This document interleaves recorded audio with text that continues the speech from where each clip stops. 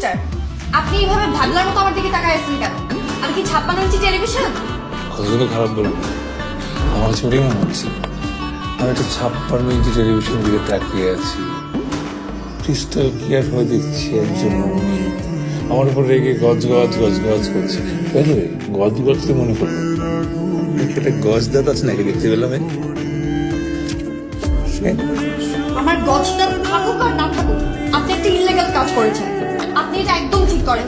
আপনার নামে আমি মামলা করব। রাইট, দেন না মামলা করেন, অন্তত সেই উসিলায় বারবার হাজিরায় দেখা হবে আপনার সাথে। প্লিজ যোগ মনে হচ্ছে আমাকে। আপনি চিনেন আমাকে? জানেন আমি কে? প্লিজ একবার বলেন না আপনি কি, আর কোনোদিন বলবো না কথা দেখি।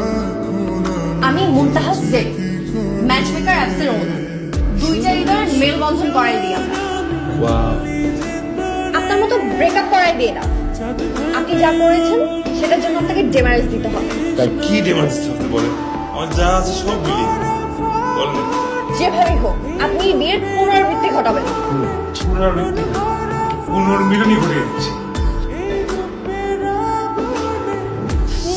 বললেন সমাধান করে ফেললাম, আর কি করতে হবে আপনার জন্য বুঝতে পারেন না থাক, আর কিচ্ছু করতে হবে না।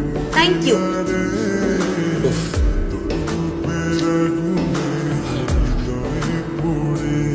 আবার কি হলো?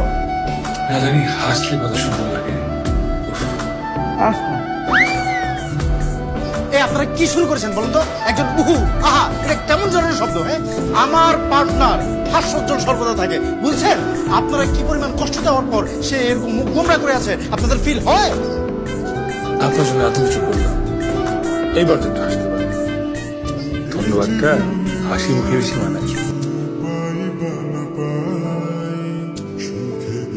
Thank you.